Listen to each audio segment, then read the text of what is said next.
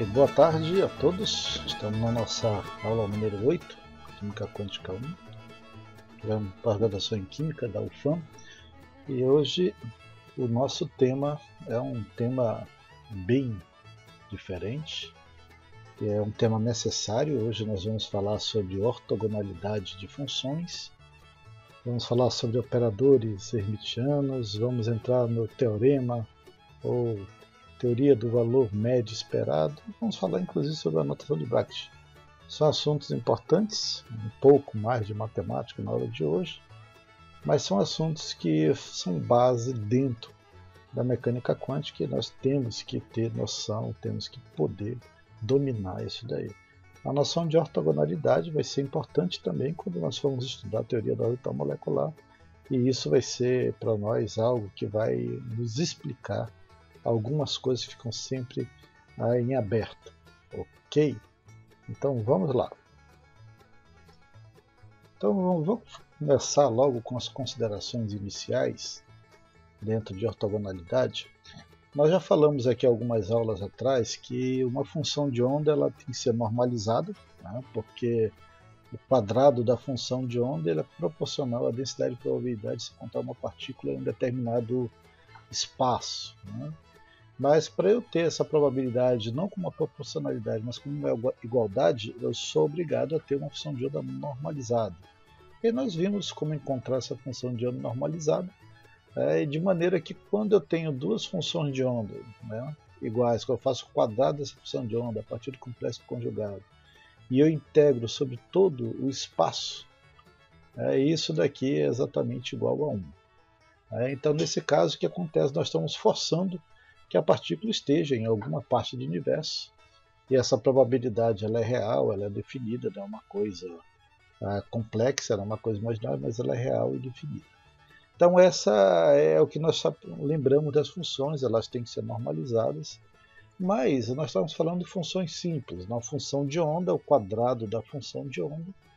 Mas e se eu tiver, e aí nós já começamos a falar 2 aulas para trás e iniciamos, né, a questão de a superposição de estados, se eu tiver uma combinação linear de autofunções de um determinado operador. Então, nesse caso, eu tenho um sistema cuja resposta não é só uma função de onda que a descreve, mas é uma combinação linear de autofunções. Essas autofunções, estou pensando em um determinado operador, e nesse caso, gente, a função de onda ela tem que ter mais uma condição, né?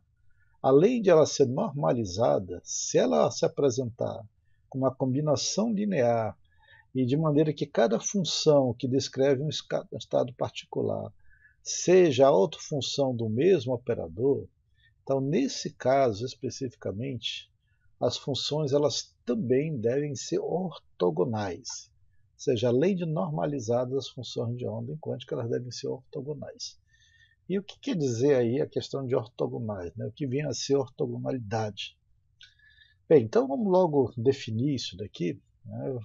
Considere o seguinte, você tem duas autofunções, essas duas autofunções elas são solução para a equação de Schrödinger, e claro, se você pegar o mesmo operador, elas correspondem a diferentes autovalores, ou seja, as duas são autofunções do mesmo operador, as duas são soluções da equação de Schrödinger. Então, nesse caso, se nós quisermos saber o valor dessa observável a partir, né, dessa função de onda, que é a solução, chamar aqui função de onda 1, função de onda 2, se ela é autofunção do mesmo operador, se eu operar essa função de onda com um determinado operador ômega, né, ômega chapéuzinho aqui, isso vai me retornar a função de onda e vai me gerar um alto valor, que é o valor, né, em partida escalar da observável a qual esse operador descreve. E se a outra função ψ2 também é a solução da equação de Schrödinger, também é a autofunção do operador ômega, né? Então numa equação de alto valor isso vai me dar como resultado o alto valor ômegazinho 2. Nesse caso, os dois autovalores eles são diferentes entre si, tá? Então considere isso daqui, eu tenho duas funções, as duas são soluções da equação de Schrödinger, as duas são autofunções do mesmo operador ômega e cada uma tem diferentes autovalores para o mesmo operador. Ok? Então, dito isso daí, nós podemos dizer o seguinte, que essas funções de onda ψ1 e ψ2, elas são mutuamente ortogonais entre si. O que quer dizer isso daí? Quer dizer que suas projeções em termos espaciais, gente, são perpendiculares, né, entre si. E se elas são perpendiculares, elas não têm nenhuma sobreposição entre essas funções. Então, se a gente for fazer uma resultante entre elas, de alguma forma, né, elas seriam nulas, né? Você não tem como somá-las quando elas se sobrepõem, elas não dão ali algo que seja positivo, né? Não tem uma interferência construtiva. No final das contas, essa sobreposição é zero. Como seria isso daí? Talvez uma maneira de você imaginar essa sobreposição seria, por exemplo, uma onda eletromagnética. Essa onda eletromagnética, ela tem ali um campo elétrico, um campo magnético, e essas ondas elétricas, ondas magnéticas, elas basicamente o quê? Elas ondulam perpendicularmente uma à outra. Nesse caso aqui, nós dizemos que essas ondas elas são ortogonais entre si. Né? Ou seja, se eu somar essas ondas como um todo, né, sobre todo o espaço, e se cada uma dessas ondas tiver uma função de onda com ψ1 e ψ2, se eu fizer o produto delas, isso aqui não vai dar 1, como a gente viu ali na questão da normalização. Como são funções de onda diferentes, ambas são soluções, e ambas têm alto valor diferente para o mesmo operador, a sobreposição sobre ela, sobre todo o espaço, é zero. Tá? Então, uma maneira é a gente pensar, por exemplo, que é numa onda tridimensional, mas não precisa ser somente onda tridimensional para a gente imaginar dessa maneira a ortogonalidade. Ok? Então, duas funções são ortogonais entre si quando são autofunções do mesmo operador, são soluções da equação de Schrödinger para aquele sistema, seus autovalores são diferentes e as suas projeções, tá, em termos espaciais, são perpendiculares entre si, você não tem como sobrepor. Quando você sobrepõe, tá, a integral sobre todo o espaço em que essas duas funções estão sendo consideradas é zero, é nula. Ok? Vamos tentar explicar isso de uma maneira mais ilustrativa. Né? Então, vamos pegar um exemplo matematicamente para vocês entenderem. Considere o seguinte, que eu tenho as funções de onda seno de x, seno de 2x. Essas duas funções, elas são autofunções do operador derivada segunda. E, claro, elas têm os autovalores menos 1 e menos 4. A questão é, será que elas são ortogonais? E vamos verificar, né, se elas são ortogonais ou não. Mas eu só quero lembrar, né, que se eu fizer aqui aquela equação de autovalores, eu tenho um operador operando sobre a função. Se essa função é autofunção do operador, ela vai restaurar a função e vai fazer aparecer no caso, autovalor. Então, no caso do nosso operador, o operador derivada segunda, quando eu derivo a função seno duas vezes, derivada de seno é cosseno, derivada de cosseno é menos seno, né? Ou seja, restaura a função e aqui eu tenho menos 1. Se eu pegar a função seno de 2x, que ele está considerando aqui, também derivar duas vezes, derivada de seno de 2x é 2 cosseno de x, derivada de 2 cosseno de x é menos 4 seno de 2x, 2x no caso aqui, não x, 2x. Então, aqui está até faltando 2x, tá? Está errado aqui, tem 2x. No final das contas, o que eu tenho? Eu tenho a própria função de onda seno de x, aqui seno 2x, seno 2x também, está faltando 2 aqui, mas não vamos considerar. E isso vai me gerar dois autovalores, menos 1 e menos 4. Então ele está dizendo o seguinte, olha, essas duas funções são autofunções do operador derivada segunda, têm autovalores diferentes, portanto se enquadram dentro daquela definição de ortogonalidade. E a questão é, são ortogonais? E aí vamos verificar, né, como é que a gente faz isso.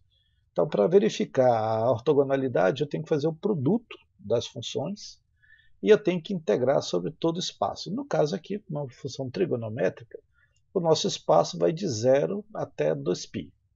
Se eu integrar esse produto das funções sobre todo o espaço, se isso der zero, então as funções são ortogonais. E isso prova a nossa definição do slide anterior. Então, como é que eu tenho? Eu tenho a integral de seno de x vezes seno de 2x de tal. Se essas funções aqui elas tiverem alguma componente complexa, você vai ter o produto, na verdade, o conjugado complexo, em que você muda a função inicial de i para menos i ou vice-versa. Ok? Então eu tenho que resolver essa integral seno de x, seno de 2x de tal. Não é uma integral simples de resolver, mas é uma integral muito conhecida. Tá? Ela tem uma fórmula de recorrência que não é uma coisa diferenciada, mas é o seguinte: seno de ax, seno de bx, sendo a aqui no nosso caso 1 e o b sendo 2, a integral é seno de a menos bx sobre 2a menos b menos seno de abx mais 2 vezes a mais b, mais uma constante aqui, né, se você não tiver um limite definido. Então eu tenho quem é o nosso valor de a. O nosso valor de a é 1, o nosso valor de b é 2, e aí é só substituir aqui, né, 1 menos 2 menos 1, 1 menos 2 menos 1, aqui vai ficar menos 2, que é 1 mais 2, 3, 1 mais 2, 3, 2 vezes 3, 6, e assim por diante. Tá? Então você vai ter aqui a sua expressão variando de 0 a 2π. Aí aqui não tem muita dificuldade, né, porque você vai ter simplesmente isso daqui, ó. Seno de 1 menos 2x vai ser seno de menos x, menos seno de x, seno de menos x é igual a menos seno de x, não tem problema. Eu posso tirar o menos aqui, ficaria menos seno de x. Menos com menos aqui eu vou cortar. Então teria seno de x sobre 2. Aqui eu teria seno de 3x sobre 6. E aqui é fácil, né? Você só vai agora integrar entre 0 e 2π. E você vai ter essa coisinha aqui bonita. Né?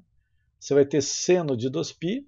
Ora, seno de 2π é 0. Né? Então aqui 0 por 2 é 0 mesmo. Seno de 6π é como se você tivesse dado 3 voltas no círculo trigonométrico, também é 0, não importa se seja dividido por 6 ou não, vai dar 0. Né? E isso aqui menos agora em relação a 0. Então eu vou ter seno de 0 é 0 também, seno de 0 é 0 também. No final, quanto é que vai dar o valor da integral? 0. Então, nesse caso, a gente consegue provar que as duas funções são ortogonais. Esse é talvez o exemplo mais simples para a gente entender duas funções que são ortogonais entre si. Nesse caso, elas têm que ser autofunções de um mesmo operador e dá, no caso, autovalores diferentes. Claro que eu tenho que escolher esse operador direitinho aí, em que elas serão ortogonais nesse sentido. Ok, mas o que isso quer dizer para nós do ponto de vista, gente, talvez mais visual, né? Então, um comentário aqui que a gente pode falar é o seguinte: se elas são ortogonais, nós vimos que elas são ortogonais, significa que a integral de recobrimento das duas funções se anulam no espaço de 0 a 2π. Eu mostrei antes ali a questão da função de onda 3D, uma função eletromagnética, né? Uma onda eletromagnética. E ali você viu as funções de onda se anulando, no sentido que elas não têm recobrimento, né? São perpendiculares entre si. Como a gente está pensando aqui em seno de x, seno de x, estamos pensando numa função aqui não tridimensional, aí nesse caso, quando a gente faz a integral de recobrimento, que nós acabamos de ver essa integral da zero, essas funções se anulam nesse intervalo. Né? Então, vamos pegar aqui, ó, seno de x e seno de 2x. Né? Então você tem uma aqui, o seno de x, aqui, essa maior, e o seno de 2x, essa daqui em verdinho também é até difícil de ver, um verdinho muito claro. Né? E aqui vamos pensar o seguinte, né? Está aqui só para a gente ver, eu estou replicando ela aqui. Agora notem que nesse intervalo aqui, ó, essa função aqui, ela está o que com fase positiva. Nesse intervalo aqui, você tem uma fase positiva também. Então aqui você tem uma interferência construtiva. Você tem aqui uma sobreposição, recobrimento construtivo. Elas vão se somar. Mas olhem que nessa parte aqui, ó, você tem fases diferentes. Aqui fase positiva e aqui a outra função, o seno de x, fase negativa. Então aqui você vai ter uma interferência destrutiva de algum aspecto. A mesma coisa aqui, ó, fase positiva, a outra fase negativa.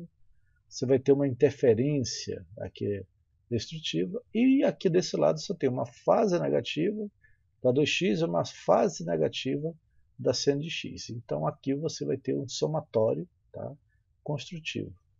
Quando você pega esses valores e replica aqui, a gente chama aqui de integral do recobrimento, onde você tem as sobreposições destrutivas e construtivas, você vai ter isso aqui. Ó. Então é exatamente esse caso. Aqui você tem a sobreposição construtiva, já descontando aqui as áreas em que a sobreposição aqui é destrutiva. Então está aqui, ó. Aqui é a mesma coisa, você tem uma sobreposição aqui destrutiva, alguma coisa que vai sobrar para baixo. E aqui você tem um somatório das sobreposições. Gente, quando você soma essas áreas, essas duas áreas aqui de cima, elas são exatamente iguais às duas áreas de baixo. Então, se eu somar, e lembrando que a integral é, na verdade, a área sobre curvas, né? Quando eu somo isso daqui, o que eu vou ter, o que eu vou ter vai ser um valor zero. Essas quatro áreas são exatamente iguais, duas positivas, duas negativas. Isso aqui vai dar zero. Né? Então seria mais ou menos isso aí que vocês estão vendo. Né? Você teria aqui uma parte positiva, uma parte negativa, outra parte negativa, outra parte positiva.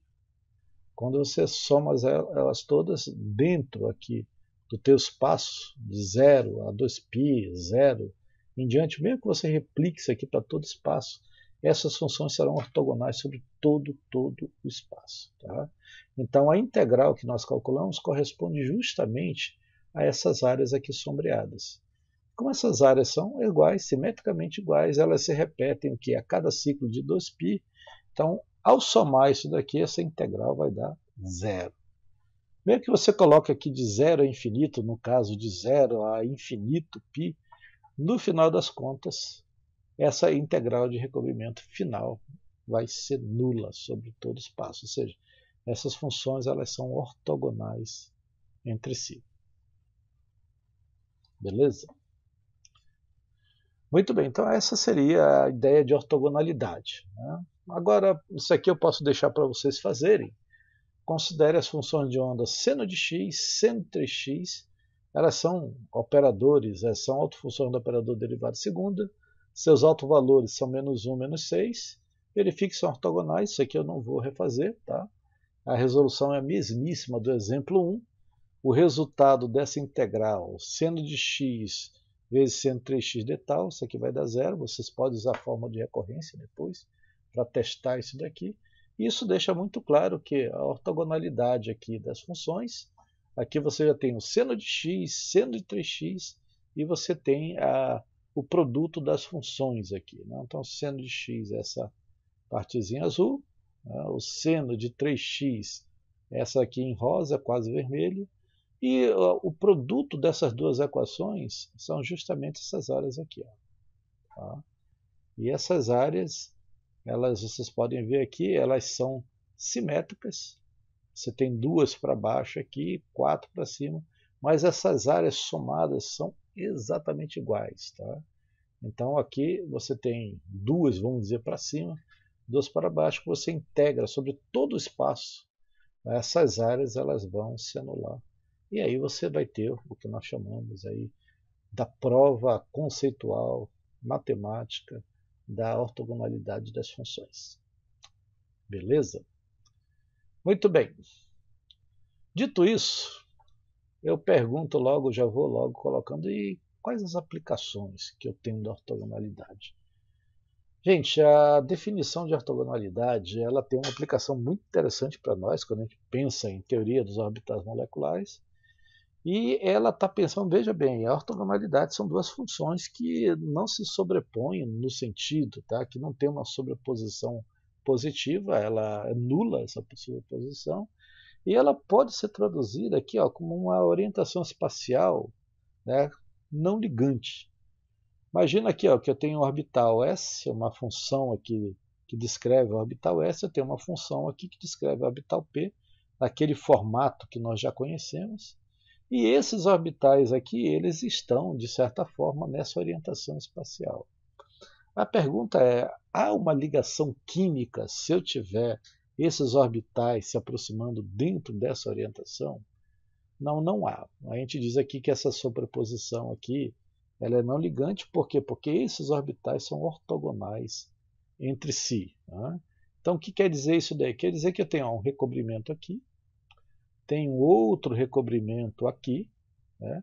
E quando eu tenho esses recobrimentos, eles são exatamente iguais. Então, a gente pode dizer o seguinte, que a orientação do orbital S com o orbital P, nessa orientação espacial de lado, né? Elas são ortogonais. Essa sobreposição, tanto em cima como embaixo, elas são exatamente iguais, gente. Tá? Exatamente iguais.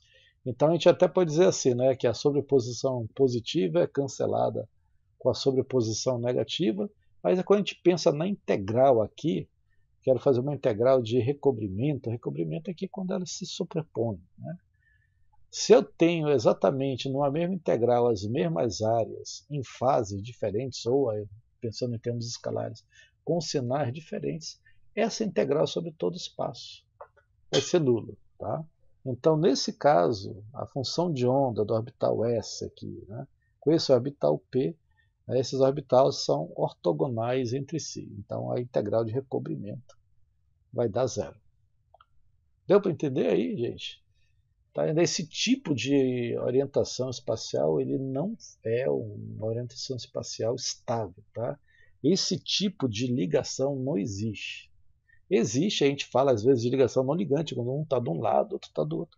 Mas aqui eu estou pensando em ortogonalidade. Não há uma interação, uma sobreposição. Então aqui, nesse caso, você tem duas funções espacialmente ortogonais entre si.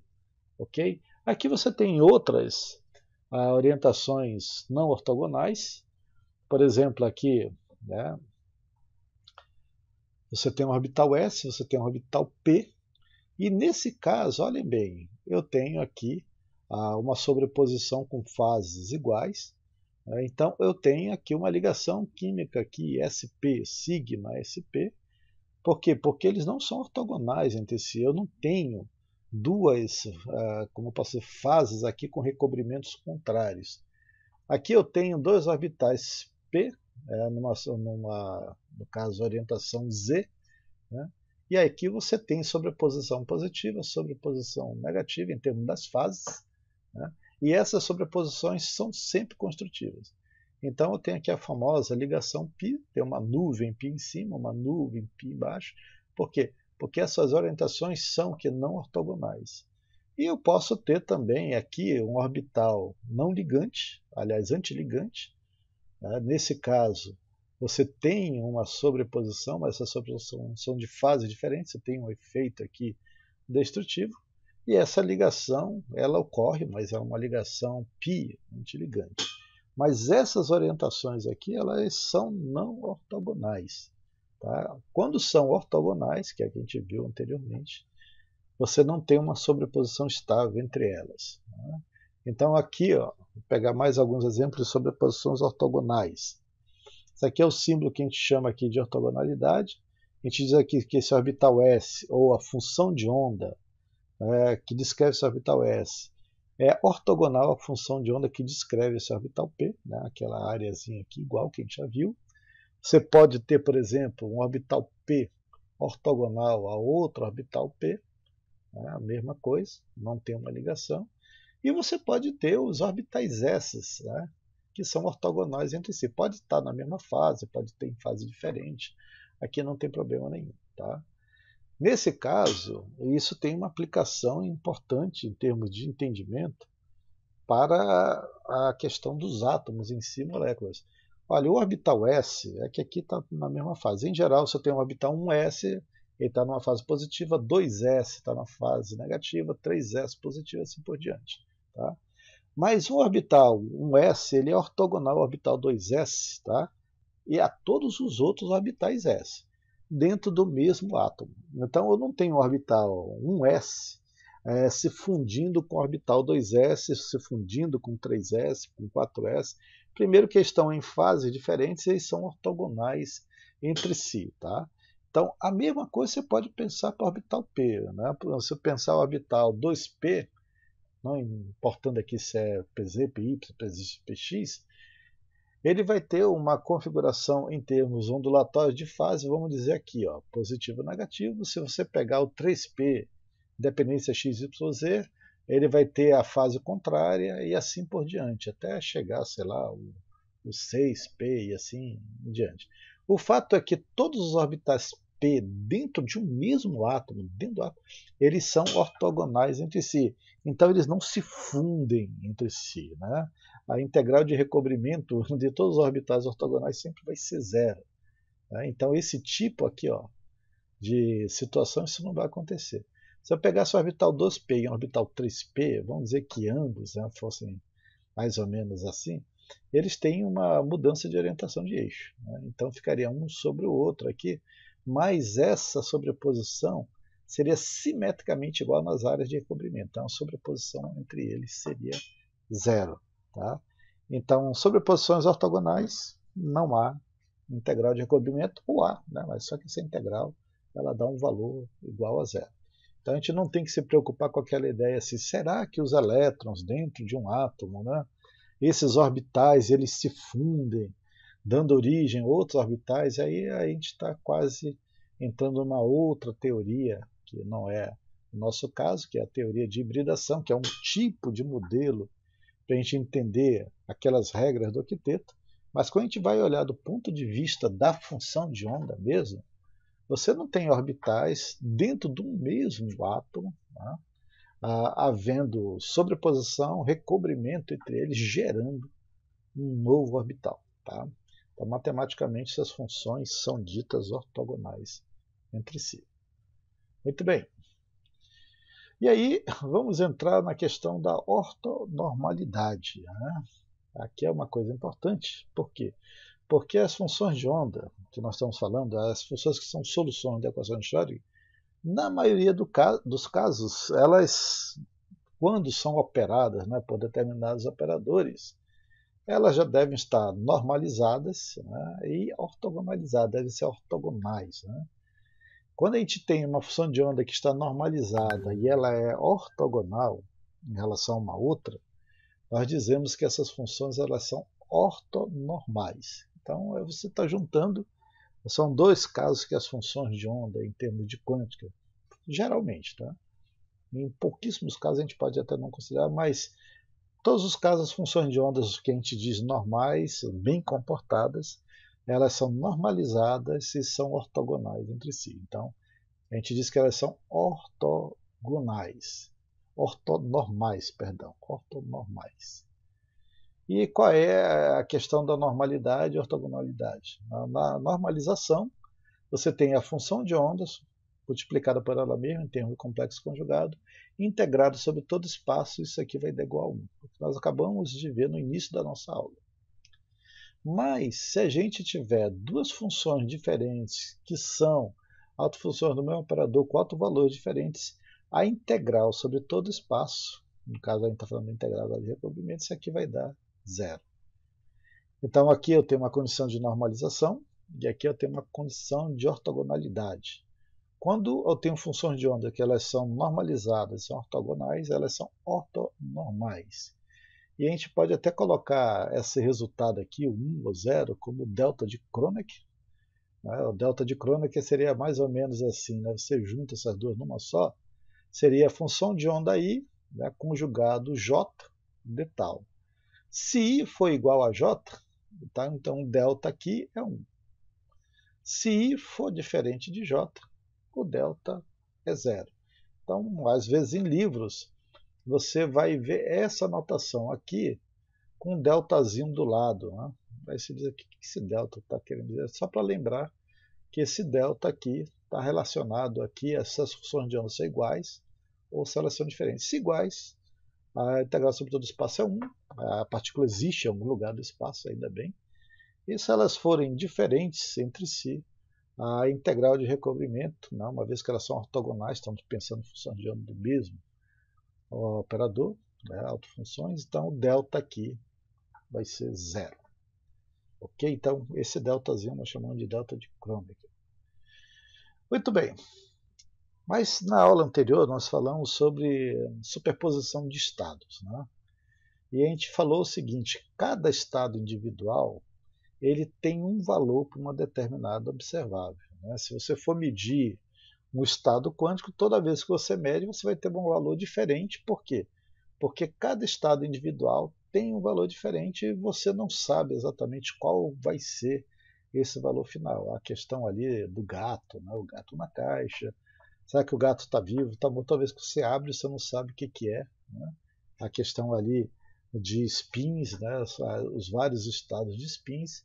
Então isso vai ter um problema. Por quê? Porque a gente tem que ter um valor para uma determinada observável. Eu não posso ficar vivendo uma realidade em que, em algum momento que eu meço, eu tenho um valor, depois vou medir de novo, eu tenho outro valor.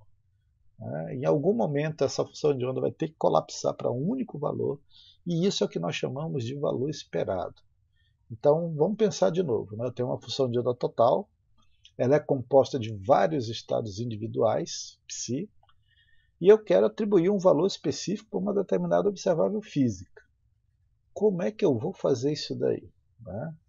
Cada medida, né, de cada estado individual retorna, né, um valor diferente. Então, eu tenho aqui a função de onda total, e vamos dizer que ela tenha infinitos estados individuais que descrevam o sistema. Se eu for pensar em termos aqui de valor, cada vez que eu for medir, eu posso ter um valor desse estado individual, dependendo até do peso de cada estado.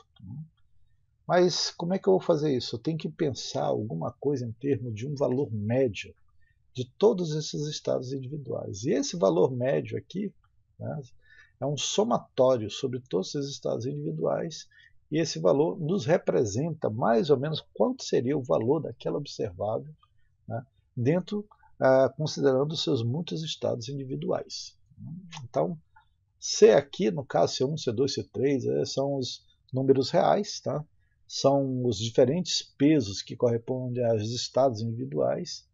Se você fizer uma única observação, sei que eu estou lembrando da aula anterior, tá? Você vai dar somente um desses autovalores aqui para cada estado individual.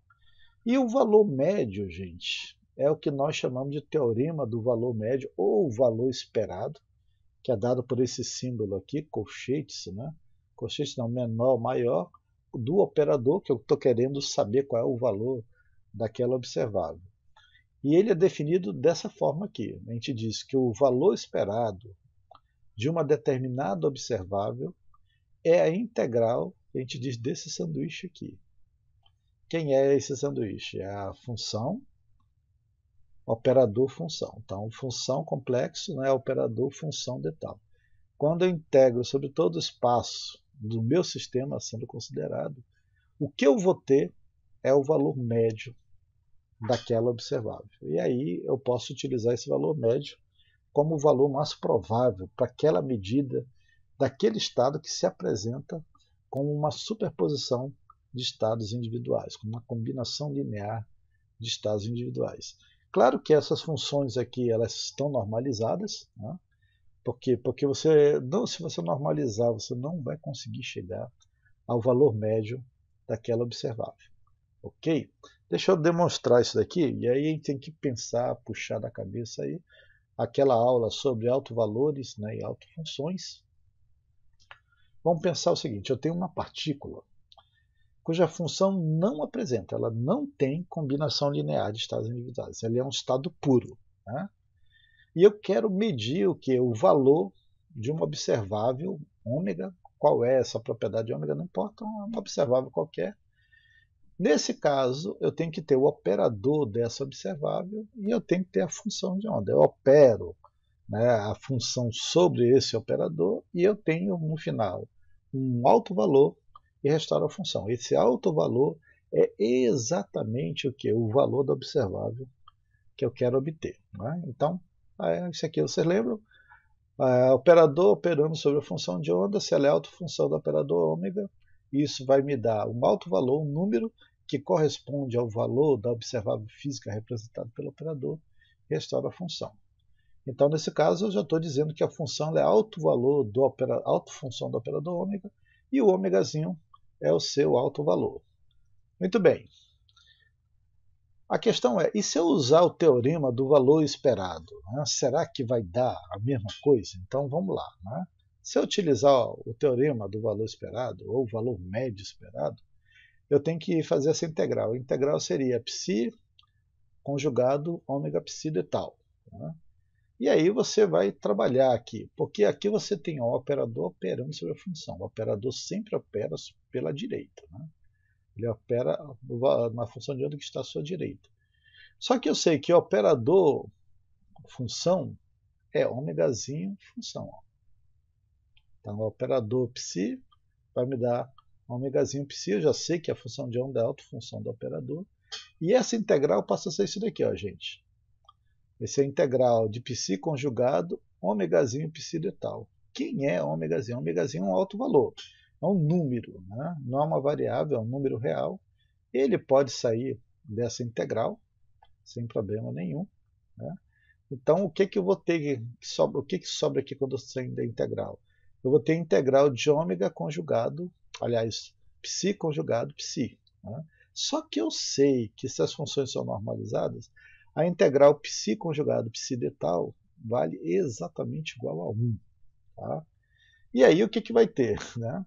Como esse ômega saiu da integral, e o que sobrou da integral vale 1, então o valor médio de ômega é o próprio psi.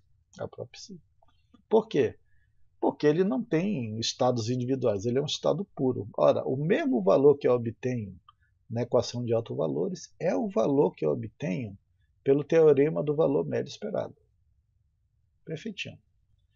Como eu só tenho um estado puro, o que me representa o operador observável do operador ômega? Justamente o ômegazinho, o alto valor deste operador. Tá? Não é um valor médio, porque só tem ele, mas notem que o teorema do valor esperado funciona perfeitamente. Tá? Mas aqui eu estou pegando um estado puro. A questão é se eu pegasse um outro estado que não puro. Tá? Então, só para lembrar, o valor médio observável ômega corresponde ao ômegazinho e a função de onda não tem superposição de estados. Joia. Mas e se ela tiver? Aí, nesse caso, eu vou ter que usar essa expressão aqui, ó, do valor médio esperado. Ok?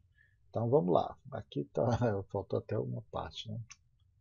Seria mais ou menos aqui, ômegazinho psi, né?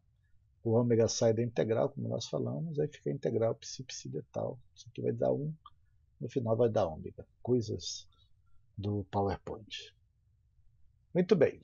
Mas agora vamos considerar o seguinte. Eu tenho uma função de onda, só que essa função de onda ela pode ser escrita como uma combinação linear de estados individuais. Tá? Essas funções são ortogonais entre si, tá? Os seus autovalores são diferentes, elas são autofunções do mesmo operador.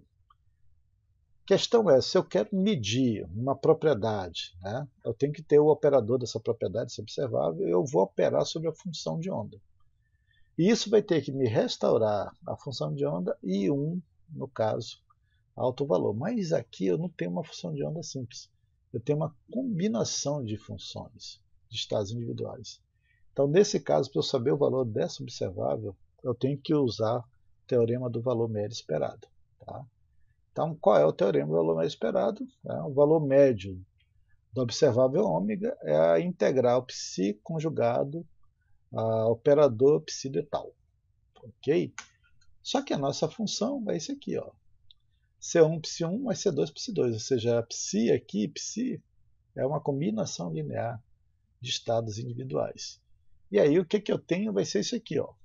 Vai ser C1 psi1 mais C2 psi2 conjugado, operador C1 psi1, C2 psi2 de tal. Lembrando que o operador opera para a direita, para as funções que estão à sua direita.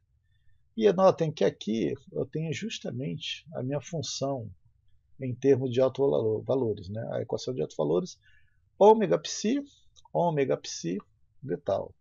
Então, se eu operar o operador sobre a função de onda, isso vai me restaurar um alto valor e a própria função de onda. Ok? Olha o que vai dar aqui. Né? Então, vamos aplicar ômega psi é igual a ômegazinho psi. Eu tenho o operador operando por esse lado aqui. Então vamos manter isso daqui no início. Meu valor médio vai ser integral C1 π1 mais C2 π2 conjugado. Aí sim, quando eu opero o operador sobre C1 π1, C1 é um número, ele não vai ser operado, né? Ele sai do operador aqui. Mas quando eu opero ômega, o operador ômega π1, isso vai me dar o quê?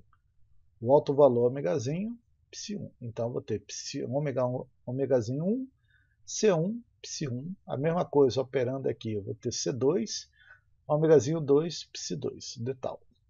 Agora, o que eu tenho? Eu tenho um produto, né, dessas funções. Lembrando aqui que isso daqui é o complexo conjugado. Né? Se eu tiver alguma parte aqui nessas funções que sejam, no caso, imaginárias, vou ter que trocar o valor do sinal, o sinal daquela função. Ok? Mas aí, vamos lá, vamos fazer a multiplicação, vai dar uma coisa grande, não se assustem aí, né? Você tem isso daqui, ó. Vamos multiplicar C1 π1, né, com W1 C1 π1. Então, vou ter C1, no caso, olha bem, esse C1, ele está dentro da função conjugada. Então, C1 conjugado, π1 conjugado, estou multiplicando isso com esse aqui, vai ser ômegazinho 1, C1 π1. Né? Eu vou multiplicar isso com esse outro aqui. Então, eu tenho C1 conjugado, π1 conjugado, vezes ômegazinho 2, C2, π2. E aqui faz a mesma coisa. Eu pego esse, multiplico por esse, multiplico por esse. Então, eu vou ter aqui C2 conjugado, π2 conjugado, ômegazinho 1, C1, π1. E aqui a mesma coisa, C2 conjugado, π2 conjugado, ômegazinho 2, C2, π2. De tal. Algumas coisas aqui eu posso melhorar, tá? Tá uma bagunça aqui, mas tem coisas que são iguais. Aqui, olha, aqui eu tenho C1, eu tenho C1, aqui eu tenho C1, C2, aqui eu tenho C2, C1, aqui eu tenho C2, C2, né? E aí a gente pode melhorar isso daqui, tá? Vejam bem, aqui eu tenho C1 conjugado C1. Se vocês olharem, sumiu o conjugado aqui. Tá? Por quê?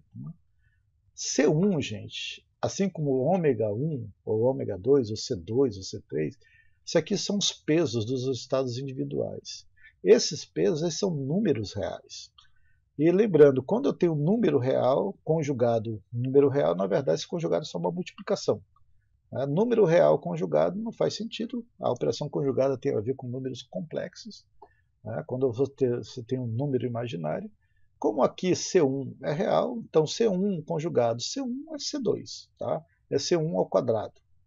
Então tem o C1 ao quadrado, ômegazinho 1, π1 conjugado, π1. Tem o π1 conjugado e π1 não conjugado. E aqui eu tenho o quê? Eu posso melhorar. Eu tenho C1 conjugado C2. C1 a gente sabe que é o número real. Então vai ser C1, C2 mesmo. Ômegazinho 2 conjugado 1, no caso, π2. Então, C1, C2, ômegazinho 2, π1 conjugado, π2. Aqui, o que eu vou ter? Eu tenho C2 conjugado C1. Isso aqui é só uma multiplicação normal, número real. Então, C1, C2, só para melhorar a nossa escrita. Ômegazinho 1, eu tenho π2 conjugado π1, mais o quê? C2 e C2. C2 conjugado C2 é C2 ao quadrado. Ômegazinho 2, π2 conjugado π2 de tal. Agora, se vocês olharem, algumas coisas aqui já podem ser melhoradas. Né? Isso aqui é uma integral. Se ela é uma integral, eu posso tirar dessa integral o quê? Todos os números, né, que são constantes, todas as constantes, elas podem ser da integral. E eu tenho uma integral da soma, ou é a mesma coisa que a soma de integrais. Posso fazer isso aqui em termos de soma de integrais e tirar todas as constantes de dentro das integrais, facilitando a nossa vida. Então, olha lá. Aqui eu tenho essa integral de tal, C1 quadrado, ômegazinho 1, isso aqui são constantes. Então sai, eu vou ter integral. π1 conjugado π1 de tal. Aqui é a mesma coisa, ter C1, C2, ômegazinho 2, integral. π1 conjugado π2 de tal, mais C1, C2, ômegazinho 1, integral. De π2 conjugado π1 de tal. E aqui C2 ao quadrado, ômegazinho 2, integral de π2 conjugado π2 de tal. Se vocês olharem, lembrando, tá, essas funções elas estão normalizadas, elas são ortogonais entre si. Aqui, se vocês olharem, tem um delta de Kronecker. Aqui eu tenho π1, π1 ao quadrado, isso aqui é π1, π1, tá? Isso aqui é π1 ao quadrado. Né? Isso aqui tem um valor já definido. Aqui eu tenho π1 conjugado π2, isso aqui tem um valor definido. Aqui eu tenho π2 conjugado π1, também definido. E aqui π2, π2 conjugado, definido. Aqui eu tenho duas funções iguais. Aqui eu tenho duas funções diferentes, duas funções iguais normalizadas. Duas funções iguais normalizadas, mas aqui ó, ortogonais. Duas funções iguais, não, perdão, duas funções diferentes aqui, mas ortogonais. Duas funções diferentes aqui, ortogonais. E duas funções iguais normalizadas, mas todas também ortogonais entre si. Tá? Então eu posso aplicar a nossa regrazinha do delta de Kronecker, porque se eu tenho funções iguais integradas sobre todo espaço, aqui vamos chamar aqui, ó, psi conjugado psi de tal sobre todo espaço, aqui é 1. Aqui eu tenho ó, psi conjugado sobre todo espaço é 1, porque são as mesmas funções. Mas essas outras aqui, ó, eu tenho π2, π1, aqui eu tenho π1, π2. São funções diferentes, como elas são ortogonais. Se elas são ortogonais, então essa integral é zero. Boa parte da quântica, quando você pega sistemas enormes, boa parte das integrais, quando a gente pensa em recobrimento, elas são zero. Vai sobrar só algumas, né, que realmente relacionam as funções de ondas que estão interagindo entre si. Então, já fazendo tudo isso daqui, o que me sobra? O valor médio esperado é C1 ao quadrado, ômegazinho 1, mais C2 ao quadrado, ômegazinho 2. Ou seja, você tem aqui o peso de cada estado individual elevado ao quadrado, vezes o quê? No caso, o alto valor específico de cada estado individual com, no caso, o seu operador. Então, esse aqui é o valor médio. Isso aqui é um número, tá? Se você multiplicar isso aqui e somar com essa outra multiplicação, isso aqui vai dar exatamente o valor esperado daquela observável, né, no qual essa função de onda total é a autofunção daquele operador. Ok?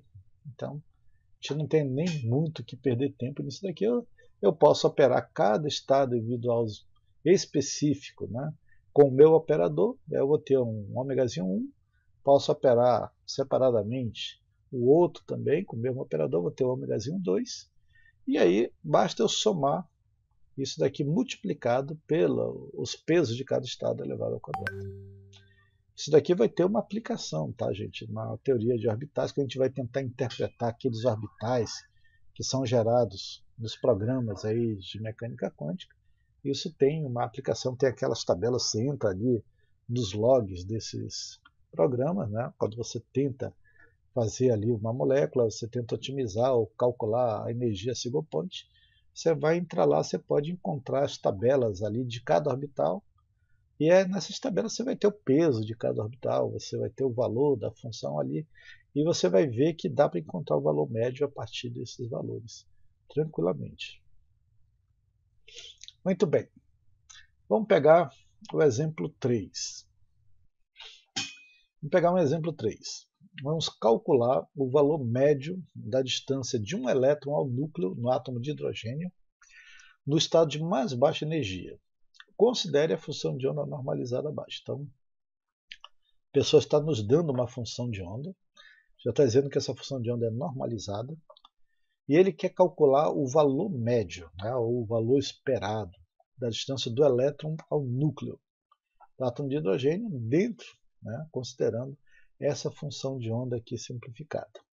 Bem, como é que a gente vai proceder para calcular isso daqui? Né? Então, só para lembrar, como ele está querendo a distância, né? Então o operador aqui é o operador distância. Se é o valor médio é sempre aquele sanduíche integral, psi, operador, psi de tal. Só que no nosso caso, como ele quer a distância, então a distância é observável, eu tenho que ter o operador distância. O operador distância, gente, é o R. É o próprio R, ele não tem uma operação matemática além da multiplicação. Como no nosso caso aqui nós estamos utilizando nessa função de onda π, né, e você vai ter o próprio r, para facilitar a nossa vida é melhor utilizarmos coordenadas esféricas, facilita muito. Se a gente for tentar utilizar isso aqui em coordenadas cartesianas, nós vamos ter alguma dificuldade, porque a nossa função de onda está em relação a r aqui, ó, e tem um π no meio da jogada. Então vamos utilizar coordenadas cartesianas. Coordenadas cartesianas, em vez de d tal, a gente vai usar r² sendo de θ dr dθ dφ. Então você vai ter psi, operador psi, psi no caso aqui conjugado, mas na nossa função nós não temos nenhum número imaginário, então o conjugado passa a ser só uma multiplicação mesmo. Tá? Então está aqui a minha função. Função, conjugado, operador. O operador é o próprio r mesmo. Né? Função de tal. Coordenadas esféricas, R2 sendo de θ dr dθ dφ. Como eu posso separar essa somatória aqui, né, essa integral múltipla, né, em integrais, vamos dizer, menores, separando aqui para cada elemento infinitesimal, eu vou ter isso daqui. Ó. Eu vou ter um valor que tem R, tá? Eu tenho R aqui, eu tenho R aqui, tenho R aqui no meio. Quando eu multiplicar essa função com essa daqui, olha, esse valor está elevado a meio, esse valor está elevado a meio, isso aqui vai dar 1, na multiplicação repete a base, somos expoentes. Então isso aqui vai dar 1 a 0 terceira π, isso aqui é um número, tá? Isso aqui é um número também, um raio da órbita de Bohr. Então eu vou ter um valor numérico constante, eu posso tirar da integral, já tiro aqui, ó, 1 sobre a 0 a terceira π. Aí eu vou ter R multiplicando aqui, ó, com esse R, vai ter R ao cubo. E aí você vai ter aqui, ó, E elevado a menos R a zero vezes E elevado a menos R a zero. Isso aqui vai dar E elevado a menos 2R a zero. R com esse R2, então R a terceira. Então eu vou ter uma integral agora em relação a dr. Lembrem lá da aula quando a gente falou em coordenadas esféricas. Então você de 0 a infinito, R a terceira é elevado a menos 2R a zero dr. Temos que resolver essa integral. A outra integral é mais simples, tá? Porque é só seno de θ dθ variando de 0 a π, e o dφ de 0 a 2π dφ. Tá? Então, nesse caso, a única dificuldade que a gente terá vai ser essa integral, mas naquela aula eu já falei para vocês que essas integrais relacionadas a expoentes, né, exponenciais, onde você tem o mesmo valor aqui em termos de integrando, elas têm valores definidos. Né? Então, são essas integrais da classe x elevado a x. Então, essa integral de 0 a infinito x elevado a n e elevado a menos ax dx, ela já tem um valor, não é uma integral trivial para você resolver, mas ela vai dar n fatorial a elevado a n mais 1. Quem é o a? Né? No caso aqui, o x é o r. Né? Veja bem que tem aqui dr, então o x aqui é o r, e em cima esse x é o próprio r, então o r está aqui. O a é o que não é o r aqui, então é 2 sobre a zero. Esse menos aqui não entra, porque está aqui também. Então nosso a é 2 sobre a zero. Quem é o nosso n? O nosso n é o x elevado a n, no caso, nosso n aqui é 3. Então você vai ter 3 fatorial sobre a, no nosso caso a seria 2 sobre a zero elevado a 3 mais 1, 4. E aí você pode substituir aqui, facinho. A integral de seno, né? Lembrando que derivada de seno é cosseno, né? Então aqui vai ser cosseno também com menos. E a integral de dφ é φ também.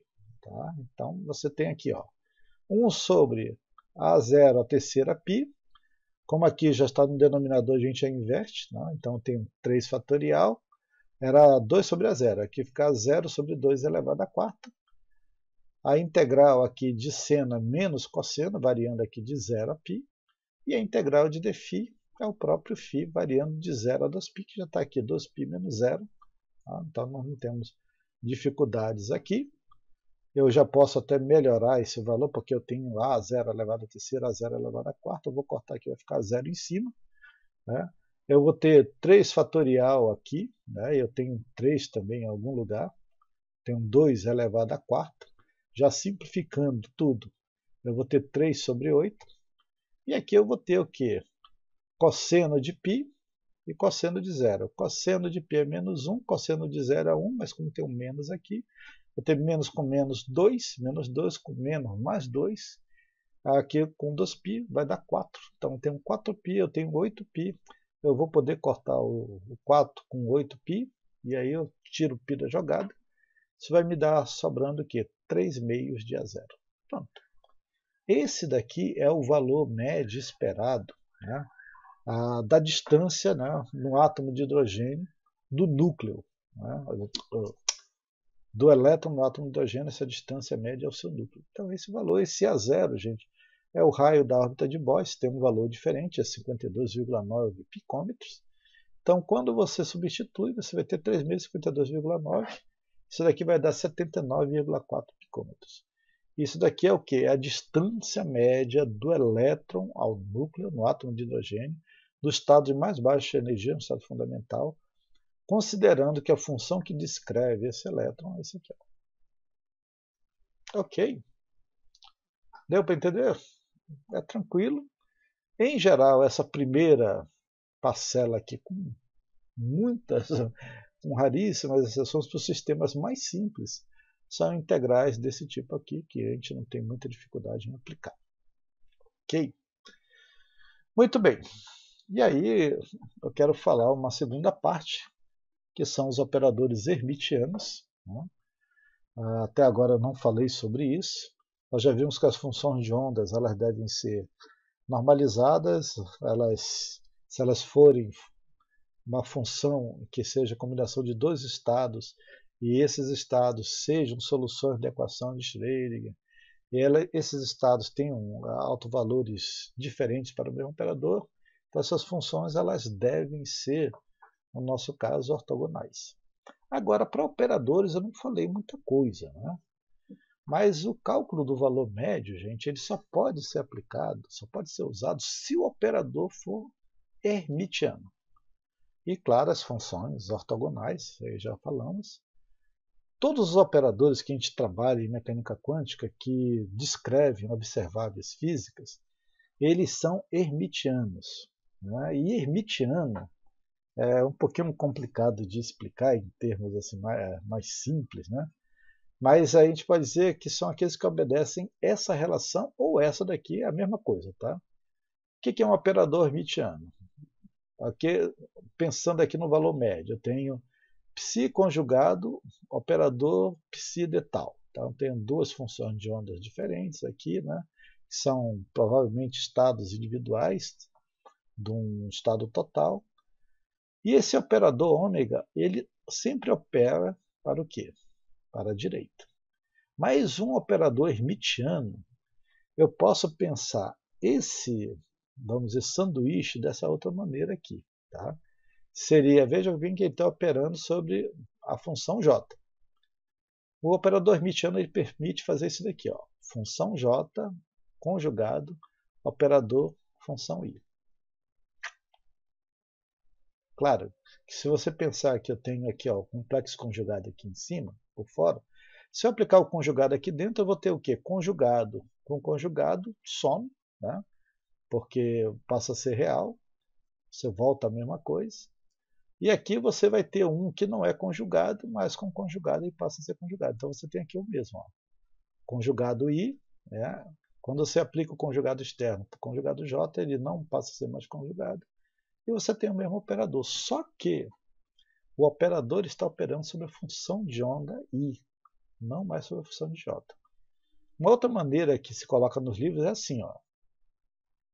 Psi conjugado ômega psij de tal é a mesma coisa se o operador for hermitiano, né, que psij operador operando psi conjugado. Vocês estão entendendo a questão aqui do operador hermitiano? O operador normal, não hermitiano, ele sempre opera para a direita. Mas o operador hermitiano, ele pode operar pela esquerda. Então, aqui, basicamente, ele está operando aqui, ó, para a esquerda. Né? Operador operando sobre psi-j, né? Se ele é hermitiano, ele pode operar sobre psi-i. Claro que a gente tem que sempre manter a igualdade, então para manter a igualdade eu tenho que ter um conjugado aqui, porque quando eu coloco conjugado aqui, né, isso aqui vai voltar a ser psi-i conjugado, né? Mas nesse caso eu estou dizendo que o operador ele opera para cá. Ele opera para a função conjugada. Isso é um operador hermitiano. Então, para eu encontrar uma observável física, eu não tenho que ter só uma autofunção do operador. O operador ele também tem que ser hermitiano. A função, em geral, ali é normalizada, ela é normalizada. Ela tem que ser ortogonal se tiver outros estados, mas o operador tem que ser hermitiano. Tá? Isso tem algumas implicações que vocês vão ver mais adiante. Qual é a importância, gente, do operador hermitiano? A importância, primeiro, é que quando o operador é hermitiano, os autovalores serão sempre reais. Então, toda vez que você pega uma observável, né, e tem um operador relacionado a essa observável, e você aplica esse operador sobre uma função para obter o valor dessa observável, isso vai me dizer o seguinte: todas as propriedades que você vai obter terão valores reais, não terão valores complexos, não terão valores sem sentido nenhum, serão valores reais. E outra coisa, os estados que promovem esses diferentes autovalores, esses valores serão sempre ortogonais entre si, né? Funções diferentes. Isso vai me garantir que aquelas integrais sejam sempre zero. E, nesse sentido, as integrais de superposição, ou sobreposição, ou overlap, de repente você pode estar lendo dessa maneira, isso me garante que elas serão sempre zero. E, quer dizer, quando você pega uma molécula grande, você vai ter, quando você vai fazer aquela matriz grande de Fock, vai resolver aquelas muitas integrais, todas essas automaticamente já serão zero. Facilita muito o cálculo, né? Sistemas grandes de muitos corpos. Então, quando eu penso em termos aqui de um orbital, né, no caso duas funções de ondas que são ortogonais entre si, para eu obter o valor de alguma observável aqui, o operador que opera sobre as funções, eles são operadores hermitianos. Tá? Então, só para lembrar que eu já falei, o operador 1s é ortogonal a qualquer outro orbital, né, dentro do mesmo átomo, orbital hidrogênio-iônico ou hidrogênico, desde o quê? Desde que todos os orbitais correspondam a diferentes autovalores do operador energia ou do operador hermitiano de energia. Né? Esse operador hermitiano de energia é o que nós chamamos de operador newtoniano também. E isso vale, gente, para todos os demais orbitais dentro do mesmo átomo. Ok? Então, essa é a importância do operador hermitiano. Ele vai nos garantir que os valores calculados daquelas propriedades sejam valores reais e que façam sentido para aquele meu sistema. Muito bem, né? Vamos pensar o seguinte: tem como, né, eu pegar um exemplo de hermeticidade? Então vamos pegar o operador mais simples para nós, que é o operador posição. Né? O operador posição a gente pode pensar no operador como o R ou somente o X. Então vamos ver a hermeticidade do operador posição. A hermeticidade é quando ele pode operar pela esquerda também, não só pela direita, ele pode operar pela esquerda. Né? Então, só para lembrar, a hermeticidade de um operador é definida da seguinte maneira: né? O sanduíchezinho normal, psi, ômega, psi de tal, né? Aqui conjugado, é a mesma coisa que a integral de psi-j, operador psi conjugado de tal. Veja que aqui eu tenho psi conjugado, operador psi-j de tal. Se ele é hermitiano, ele permite operar pela direita. Então você vai ter psi-j, operador psi de tal. Nosso operador aqui no nosso caso, né, é o operador posição. Mas sempre lembrando, né, na equação de autovalores, operador psi vai dar ômegazinho psi. Claro, a gente já sabe que essa função é a autofunção desse operador hermitiano. Muito bem. Então vamos lá. Né? Vamos pegar a nossa expressão, vamos substituir em vez de ômega, vamos substituir o operador posição x. Como ele não está falando átomo nem nada, vamos colocar x mesmo. Se fosse dentro de um átomo, podia colocar o operador distância, mas operador posição. Né? O x chapéu. Então eu tenho psi, operador psj dx, né? Se eu pensar que ele é hermitiano, né, vamos pensar aqui, né, ele teria que ter essa propriedade. Mas aqui, operador operando sobre psj vai dar o quê? O alto valor e vai restaurar a função. Então vai ser o alto valor x, já não é mais operador chapéu, x psj dx. Esse x aqui, gente, é um número, tá? É um número. Muito bem.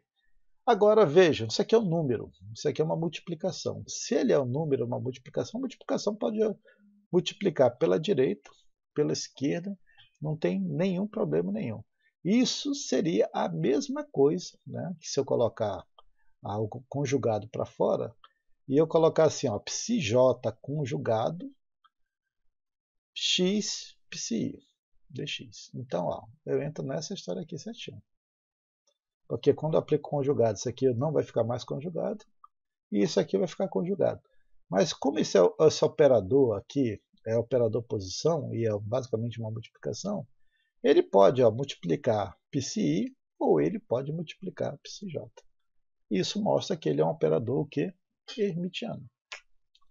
Simples assim, tá? Então, se ainda não ficou claro, toda vez que eu tenho psi conjugado, isso aqui é o próprio psi, tá? Estou anulando aqui, no caso, a função complexa conjugada. Por quê? Porque no conjugado eu mudo o sinal e no conjugado, novamente, eu retorno o sinal, que é da mesma função de onda. Então, isso aqui mostra claramente que o operador, no caso, posição, ele é um operador hermitiano. Tranquilo? É meio estranho, né? Mas esse é o mais fácil exemplo. Esse é o mais fácil exemplo. Tem piores. Né? Ok? Então, só para lembrar, o operador posição aqui, o operador x chapéu, ele é um número real e, portanto, ele pode operar pela direita ou pela esquerda, porque a operação matemática é a multiplicação. Ele é um operador hermitiano. Joia? Tá, mas vamos pegar um operador mais complicado. Né? Vamos pegar o operador momento. Será que o operador momento ele é hermitiano? Ele é hermitiano. Né? Mas a gente tem que provar isso daqui, ó, que psi conjugado px psj dx vai ser igual a psj px psi conjugado dx. Agora, notem bem, isso aqui não é mais só a multiplicação. O operador posição ele é um operador derivada. Né? E derivada, a gente pensa que derivada é só para a função que está à sua direita. Mas se ele é hermitiano, eu vou poder inverter isso daqui. Ó. Ok? A definição aqui já é um pouquinho mais complicada, a demonstração. Mas vamos lá. Então, só para lembrar. Quem é o operador posição? O px chapéu. É menos IH barra derivada. Eu vou operar isso aqui sobre uma função psi, no caso psj, e isso aqui no final tem que dar isso aqui. Ó. Então, lembrando que eu tenho isso, o que nós teremos? Vamos lá. Nós teremos aqui a nossa função psi conjugado px chapéu psj dx. Isso aqui vai ser igual. Eu já vou colocar o menos para fora da integral. Tá? Eu vou ter psi conjugado e h barra derivada psj dx. Tá? Então eu posso até já tirar também o IH barra se eu quiser aqui dessa posição. Né? Já coloco para fora da integral. Então eu tenho menos IH barra, integral psi conjugado derivado psj dx. Agora nós chegamos no impasse, porque nós vamos ter que resolver essa integral, mas eu não sei quem são essas funções psi e psj. Mas do jeito que ela está num formato de integração que a gente lembra lá de cálculo 1. Né? Lembram da integração por partes? Isso aqui está no formato da integração por partes. A integral de UdV é igual a UV, integrar sobre o espaço, menos a integral de VdU. Aqui você pode chamar alguma coisa de U, alguma coisa de dV. E essa integral é justamente UV menos integral de VdU. Vamos lá. Vamos chamar psi conjugado de U e a derivada de psj dx de dv. Tá? Com esses valores eu vou ter que encontrar U, eu já tenho. Eu não tenho o V, eu tenho que encontrar o dv. Com o V aqui, aliás, com o dv eu posso encontrar o V. Né? eu tenho U, eu tenho que encontrar o DU. Então, eu só tenho que saber quem, no caso, aí, quem é o DU e quem é o V para poder aplicar na forma de integração por partes. Então, vamos por partes, fazendo a parte isso daqui, para não confundir ninguém. Né? Então, quem é U? U é psi. Quem é dV? É dx, a derivada de psj dx. Né? Então, vamos lá.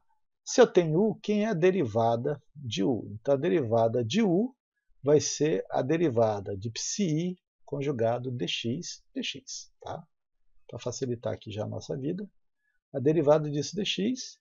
E quem é, no caso, dv, é esse valor. Quem é integral, quem é o v? No caso, tem que ter a integral disso daqui. Então, o v, a integral de dv, v seria a integral dessa derivada. Então, a integral de uma derivada é o derivando. Tá? Então, a integral de d psi dx psj vai ser igual ao próprio psj.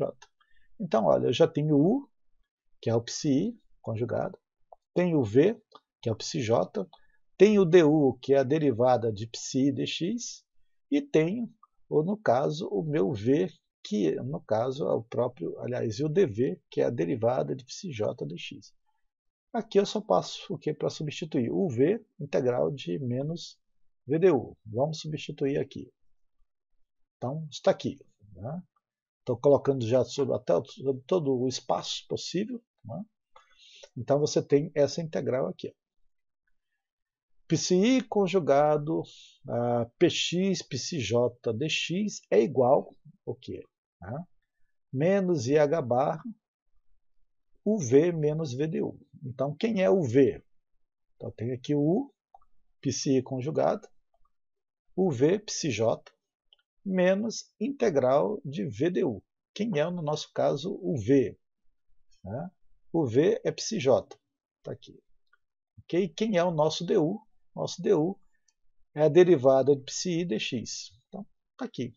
Isso aqui integrado sobre todo o espaço. Ok? Muito bem. Nota que tudo isso daqui é integral sobre todo o espaço, inclusive o V, tá? Só que aqui eu tenho psi e psj. Então isso aqui é uma integração sobre todo o espaço. Isso aqui está dentro daquela regra da ortogonalidade. Ok? Vai dar zero. E aí o que nos sobra, gente? Vai nos sobrar menos IH barra, essa integral aqui. Ó, tá? Essa integral. No caso, psj, derivada de psi, estrela, né? É o psi conjugado de x. Então, a coisa aqui é mais simples. Se eu colocar o menos IH barra dentro, né? Já respeitando aqui, eu tenho menos aqui também, tenho menos IH barra, lembra que esse menos está para cá e está aqui dentro também. Ó. Ok? Então, eu vou ter o quê? A integral sobre todo o espaço de psj menos IH barra derivada de psi conjugado de x dx. O que isso vai me gerar? Vai me gerar isso daqui. Ó. Então está aqui, tá? Vamos continuar daqui. Eu tenho psj menos IH barra, né? Derivada aqui de psi dx. Mas já só tirei da derivada para facilitar a nossa vida. Ora, o que eu tenho aqui, gente? Eu tenho psj menos IH barra derivada é o nosso operador posição, o operador momento. Tá? Menos IH barra ddx, operador momento. Psi conjugado. Olha o que me deu isso aqui. Já só deixando isso aqui em termos do operador. Eu tenho psj, operador momento, psi dx. Repararam? Exatamente iguais. Ó. Exatamente iguais. Ó, de novo, tá? Só para lembrar aqui. Exatamente iguais. Então, eu provo que o operador momento ele é hermitiano. Aqui ele está operando psj, né? E aqui ele está operando psi. Beleza? Então, operador momento, operador posição, outros operadores que nos dão valores reais em termos de autovalores para suas observáveis são operadores hermitianos. Ok? Então está provado isso daí. Eu quero terminar aqui falando sobre a notação de bracket. Né? Essa é uma notação que você vai encontrar em muitos artigos, em vários livros, e é importante vocês saberem um pouco dessa notação. Essa notação ela foi criada por Dirac, né, e era uma maneira que ele encontrou para facilitar escrever essas integrais, muitas integrais, psi, operador, psj, e aquelas integrais todas eram muitas. E ele disse assim, olha, isso aqui vai facilitar uma notação mais simples para expressar essas integrais. Então ele descreve esse estado do sistema, descreve o complexo conjugado, descreve a integração a partir de somente 3 sinais básicos. Deixa eu mostrar aqui para vocês. Em vez de integração entre 2 funções, ele substitui isso aqui, ó, menor maior, né, com uma barra no meio. Então, quando você tem menor maior juntos aqui, ó, você tem uma integral. Se você só tiver o maior, você não tem uma integral, você tem uma multiplicação entre 2 funções. Então, menor maior, uma integração entre 2 funções. Se você tiver o n seria somente, no caso, ó, a primeira parte aqui é o conjugado. Lembre-se que aqui é uma integral. Então, se eu tenho um n, esse n aqui, com esse bra que eu vou chamando isso aqui, seria a função de onda, ó, no nosso caso, o indexador n. Então, esse n indexa somente a função. Tá? Então, em inglês aqui é o bra, é o complexo conjugado. Tá aqui menor indexador, você já pensa que é integral, no caso de uma função de onda. Se você tiver um C entre 2 barras, esse aqui é o operador. Então, esse C aqui seria o operador ômega, né, um ômega chapéu aqui, um operador qualquer, e o final do estado do sistema. Né? Se eu só tenho um barra n, isso aqui também é um indexador, né, não tendo o menos aqui, não é uma integral, então eu tenho aqui o psi-n. Esse n aqui, gente, para não ter que escrever psi, eu já sei que é uma função de onda indexada n. Então esse aqui é o cat. Aí em inglês, quando ele juntou os 3, ficou bracket, ou notação de bracket. Então é justamente isso daqui que vocês estão vendo. Tá? Essa notação de bracket, né, ela pode representar isso aqui. Ó. Se eu tenho menor barra menor nn, isso daqui é a integral de psi-n conjugado, sempre que o primeiro aqui é conjugado, psi-n de tal. Então essa é a notação de bracket, vocês vão usá-la em alguns sistemas. Muitos artigos, principalmente artigos de fundamentação teórica, desenvolvimento matemático, em termos das teorias analisadas, não se colocam as integrais abertas, se colocam em geral em notação de bracket para facilitar a leitura, né, para não se perder com muitas integrais, porque às vezes quando você olha para os indexadores são pequenininhos, você confunde esses indexadores, né, o estado do sistema. Ok? E aí, quando você tem a notação completa, que é isso daqui, ó, você tem menor m barra operador n, isso daqui é essa integral. É o nosso sanduíchezinho, que a gente chama, a integral de psi-m conjugado operador psi-n de tal. Então, uma maneira fácil de escrever alguma coisa maior. Né? Alguém pode dizer, mas para que esse trabalho? Bem, essa é uma anotação que Dirac usou, Paul Dirac, e ficou. E alguns pesquisadores, na verdade vários, usam essa anotação. Você não é obrigado a usá-la, mas é importante você pelo menos ter alguma intimidade com essa anotação, sim. Ok? Se você tiver alguma coisa assim, ó, n barra n igual a 1, isso daqui simplesmente está dizendo que é a integral de psi-n conjugado, psi-n de tal é igual a 1. Ok? Deixa eu mostrar mais algumas coisas aqui.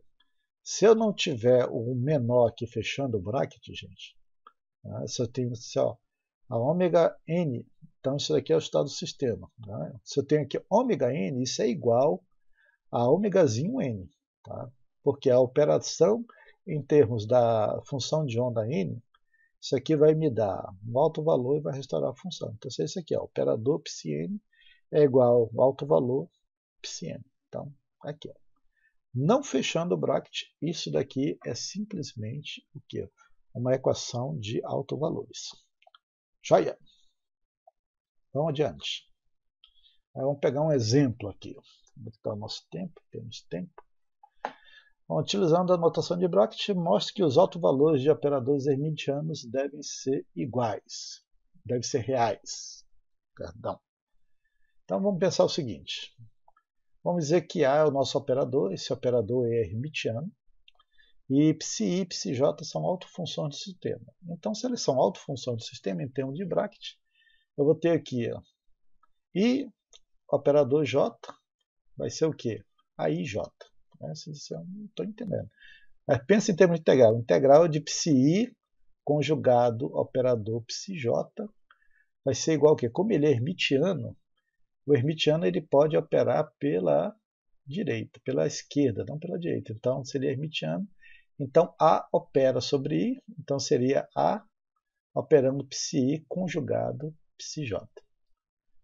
Lembrando que AI é Azinho I, onde esse Azinho aqui é o operador, tá?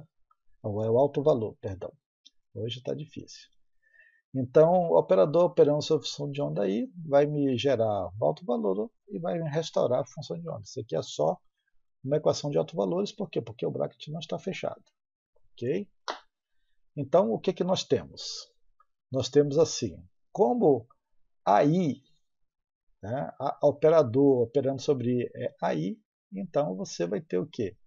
Você pode até facilitar a sua vida assim, ó, né? Colocar AI, né, onde está aqui, seria IAJ, né, lembrando aqui, ó, só para colocar o operador no meio, IAJ. Isso daqui é exatamente igual aqui, gente. É você pensar a sua função, ó, IJ, e tirar o A do meio. O A aqui ele é conjugado, mas esse A ele é real, né? Eu posso tirar ele da minha função. Tá? Então veja, eu estou pegando aqui. Estou pegando desse lado, estou pegando desse lado. A operando sobre I, né, vai ser Azinho. Então eu tiro ele daqui e vai ficar IJ. Né? Se eu tenho aqui essa operação IA, né, esse A aqui operando sobre I também vai dar um Azinho. Então você vai ter isso aqui. A IJ igual a A conjugado IJ. Se você jogar todos esse membro para o outro lado, você vai ter A IJ menos A conjugado IJ. Né? Você pode colocar IJ em evidência. Né? Então você vai ter isso aqui. Ó. A menos A conjugado vai ser IJ igual a zero. Muito bem, aqui nós temos algumas dificuldades. Né? Por quê? Porque isso aqui vai ser igual a zero. Como o A é um número real, né? Você vai ter que pensar o seguinte, quem é zero aqui? IJ é zero ou A menos A conjugado é zero? Né? Então, vamos pensar assim. Se I fosse igual a J, né? Se I fosse igual a J, eu teria essa integral aqui. Ó. II, ou seja, a integral de psi conjugado psi. Olha, psi conjugado psi, isso aqui é 1. Né? Então, se isso daqui seria 1, então A menos A conjugado seria 0. Né? Mas no nosso caso, como I é diferente de 0, isso aqui é 1, né? Então, quem é o 0 é esse valor aqui. Ó. A menos A estrela, ou conjugado, vai ser 0. Por quê? Porque é 0? Porque A e A conjugado é a mesma coisa, são números reais. Se eles são 0, no caso aqui, então esse valor prova o quê? Que a integral de conjugado J, né, vai ser igual a 0. Ok? Então, nesse caso, isso aqui é verdade, se o autovalor é real, e ele é real. Joia? Então, prova aqui que os autovalores eles são reais. Por que eles são reais? Porque vai ter que dar 0. E só pode ser verdade se A for igual a A. Mesmo que o conjugado não se aplique a ele. Tá ok? Se você não entender dessa maneira, vou mostrar da outra maneira, que vocês já estão mais acostumados. Então, veja bem, eu tenho aqui ó, psi, operador psij de tal. Se você pensar em termos de hermeticidade, isso aqui é a mesma coisa que a integral de operador A operando sobre psi, psij conjugado de tal, tudo conjugado. Lembrando que a psi é igual a Azinho psi, então vamos pensar aqui, ó, voltando para cá. Eu tenho que A operando psij é psi, Azinho psij. Ó. Tá vendo aqui? Ó? Então, psi conjugado Azinho psij de tal.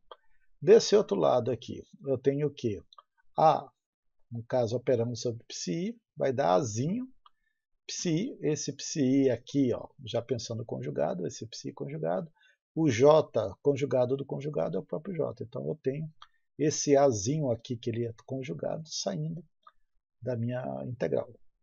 Ok? Mesma coisa, posso tirar o Azinho daqui, então tem os dois valores. Jogo esse termo para o outro lado, igual a zero. Quando eu jogo para o outro lado igual a zero, eu posso colocar essa integral em evidência, então vou ter A menos A, no caso conjugado, integral psi, psi, no caso psj aqui, né, se eu pensar, de tal, igual a zero. Se eu considerar que I é igual a J, tá? Se I fosse igual a J, esse valor aqui seria 1. Ora, se esse daqui é 1, isso aqui não pode ser zero, então só pode ser zero esse valor. Para esse valor ser zero, né, então isso só será zero se A for igual a A conjugado. Então eu provo que os autovalores de operadores hermitianos devem ser reais, utilizando a notação de Bracket. Deu para entender? Aqui vocês vão ter que depois pegar esse material que eu vou passar para vocês com calma, refazer isso na mão, peguem um papelzinho aí, vão fazendo na mão e tentem trabalhar a notação de Bracket. Ok? No exemplo 2, utilizando a notação de Bracket, mostra que os autofunções do operador hermitiano são ortogonais. Antes nós provamos que os autovalores eram reais, agora vamos provar que são ortogonais. Ok? Então, pensa bem, se A é um operador hermitiano, e psi e psj são duas funções ortogonais, o que a gente quer provar é isso aqui, que a integral de psi e psj é igual a zero. Tá? Isso daqui não é uma coisa tão complicada. Tá? Então, só para lembrar, operador psi vai dar o autovalor Azinho, psi, né? Operador psj vai dar o autovalor AJ, psj. Muito bem. Como eu sei que A é um operador hermitiano, então eu posso dizer que I AJ vai ser igual a IJ. Tá? Então, isso aqui é conjugado, ele está operando pela esquerda. E aí eu tenho o quê? I, no caso, A operador operando sobre J vai ser AJ e restaura J. Está aqui. A operando sobre psi vai dar o quê? Azinho conjugado, aqui temos um conjugado, psi. Então, vou tirar já o conjugado fora, né? Tiro o AJ fora, então eu tenho AJ integral de IJ igual a AI conjugado integral de IJ. Ok? Jogo para o outro lado, coloco IJ em evidência, então vou ter o quê? AJ menos AI conjugado vai ser IJ, que é igual a zero. Ok? Bem, só que eu sei o seguinte, como esses operadores, como essas funções não são ortogonais, ela vai me dar dois autovalores diferentes. Lembra lá, ômegazinho 1, ômegazinho 2. Então, a J menos AI, esse valor não pode ser zero. Tá?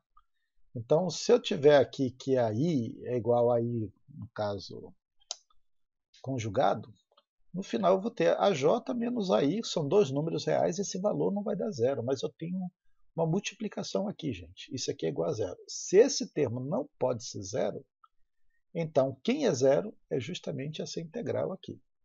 Ok? Então, como a I é diferente de AJ, necessariamente a integral IJ é igual a zero. Ou a integral de psi, a conjugado psj é igual a zero. E a gente prova que, no caso, as funções elas são ortogonais. Por quê?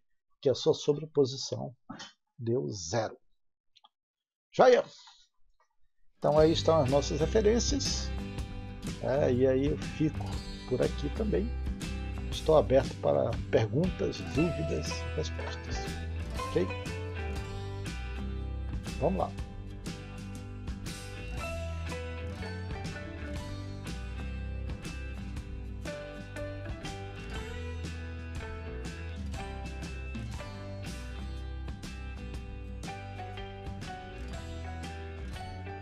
Não, o C é o número real, porque o C é um peso, é o peso do estado. Por isso que C1 é igual a C1 conjugado.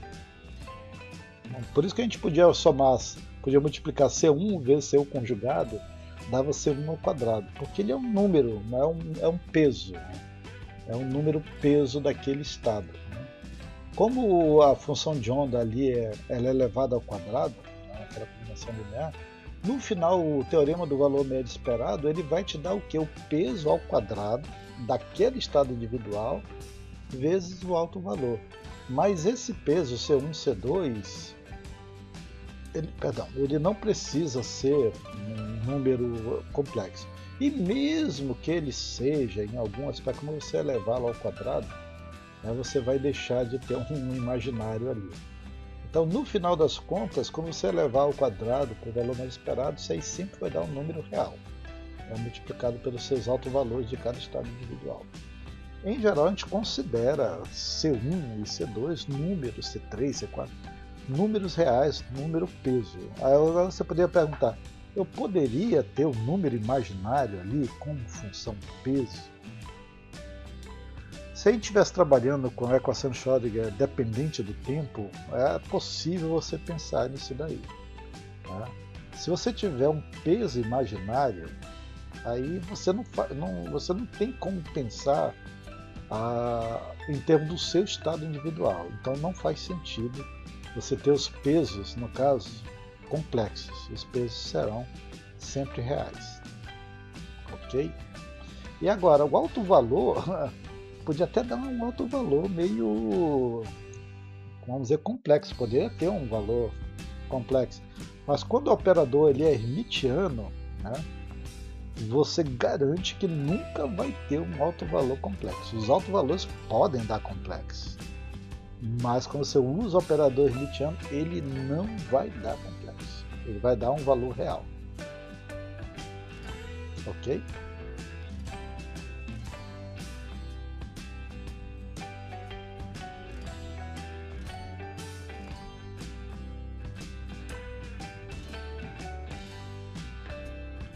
Não é. Na verdade, é que fica muito complicado de explicar ortogonalidade, porque os melhores exemplos são os exemplos de química mesmo. E a gente pensa sempre em orbitais superpostas. Só que na nossa cabeça, orbitais superpostas é uma ligação química, né? Quando você tem uma sobreposição, tem um overlap entre dois orbitais, esse overlap em geral são com as mesmas fases, você tem uma ligação formada, né, ali. Quando você tem duas funções que elas são ortogonais, do ponto de vista puramente matemático, significa dizer que quando eu integro aquelas duas funções sobre todo o espaço em que elas coexistem, esse valor vai dar zero. Eles não se sobrepõem. Ou seja, em termos de química, você não tem ligação. Quando você fala o espaço onde o elétron não está, aí você está falando de outra coisa. Você está falando da função no qual o elétron, né, ele é descrito. E aí nessa função você tem nós, onde o elétron não terá probabilidade de estar. Aí é outra coisa, aí você já está falando de probabilidade, né? E na ortogonalidade a gente está falando de sobreposição, de resultante de sobreposição de funções. E simetricamente, quando elas são ortogonais, se você tiver uma sobreposição em cima positiva, a outra vai ser exatamente igual negativa. De maneira que quando você pensa matematicamente em somar todas essas sobreposições, isso aqui vai dar zero. Ou seja, na ortogonalidade, as funções elas não se fundem entre si. Né? Seria a gente pensar numa interação não ligante, mas um orbital não ligante é diferente. É diferente de uma interação ortogonal. Mas a gente até pode pensar, olha, esse orbital não tem nenhum elétron, ele não está interagindo com nenhum outro, não ligante, está puro. Tá? A gente podia até pensar ele ortogonal a si mesmo. Mas na ortogonalidade a gente está falando de uma interação em que não há sobreposição mesmo entre, por exemplo, dois elétrons ou duas nuvens, né, em termos de orbitais. Seria isso, mas a sua pergunta realmente é outra coisa. É a probabilidade de encontrar um elétron. Aí você está pensando na função de onda elevada ao quadrado. Na ortogonalidade você tem uma integral sobre duas funções, né, diferentes sobre todo o espaço. A gente pode dizer o seguinte: eu só tenho sobreposição de ligação se os orbitais não forem ortogonais entre si. Tá? Aí você tem ligação sigma, ligação π, ligação delta. Você pode imaginar assim. Mas quando eles são ortogonais, você não tem como fazer essa ligação, porque a própria instabilidade da nuvem, né, ela não vai permitir, né, que uma parte ali se una contrariamente à outra. Aquilo ali, em termos matemáticos, não vai estabilizar aquele tipo de interação. Então esses orbitais, eles são, de certa maneira, são perpendiculares entre si. É esquisito a gente pensar dois orbitais S perpendiculares entre si. Mas é porque a gente pensa o S como uma esfera, né? Mas o S ele é descrito por uma função. Aí sim, quando você pensa em função, eles são perpendiculares entre si. Quando é que eu tenho duas funções S perpendiculares entre si? Quando estão dentro do mesmo átomo, uma está numa fase positiva e a outra está numa fase negativa. É isso daí.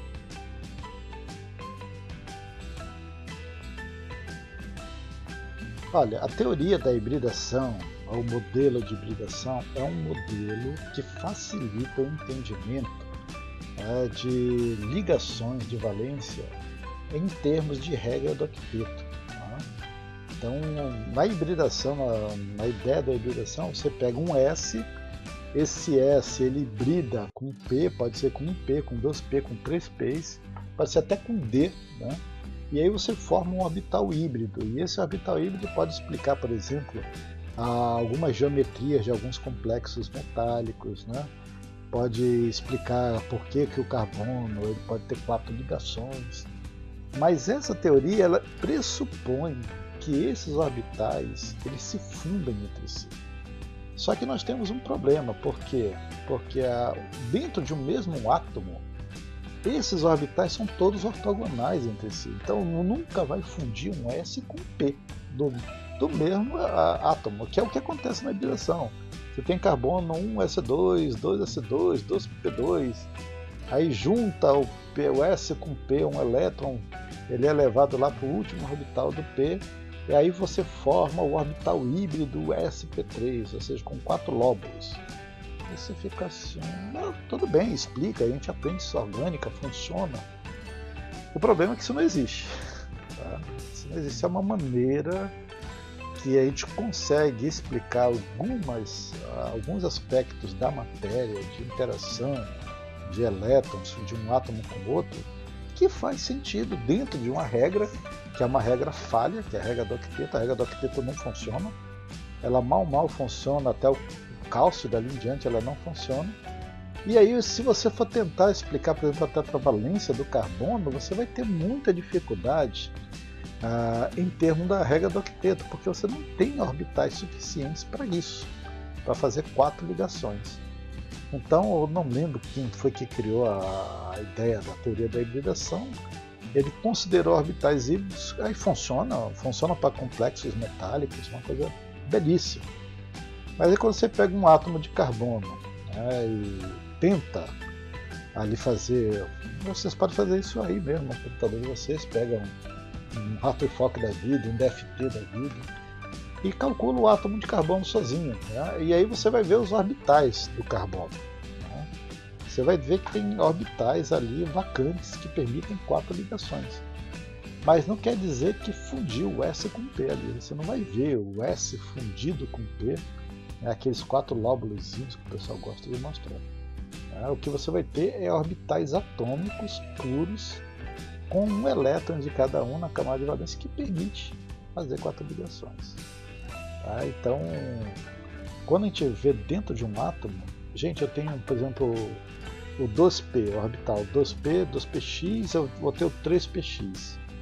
Esses orbitais no espaço estão assim, ó. Não sei se dá para ver, estão assim. E eles estão em fases contrárias. Se eu sobrepô-los, né, se eu conseguir sobrepô-los entre si, as fases que se sobrepõem em termos positivos são exatamente as fases que se sobrepõem em termos negativos. O recobrimento entre eles vai ser zero. Eu não vou ter como ter uma sobreposição entre eles. Se eu pego um S, do mesmo orbital tem aqui um S, e eu tenho um P, né? Esse P ele vai se juntar aqui, é o que eu mostrei lá no slide. eu vou ter um recobrimento em cima contrário exatamente ao recobrimento que tem embaixo. Esses orbitais são ortogonais entre si, eles nunca vão se fundir formando o orbital híbrido SP. O orbital híbrido SP ele existe enquanto construção abstrata para explicar sistemas que obedeçam a regra do octeto. Mas a regra do octeto ela não é regra, ela é exceção. Porque na natureza quase todos os compostos não obedecem à regra do octeto. Né? A regra do octeto ela funciona para um grupo muito limitado de átomos, né, que podem interagir com outros que têm outras valências. Mas não é regra, ela é exceção.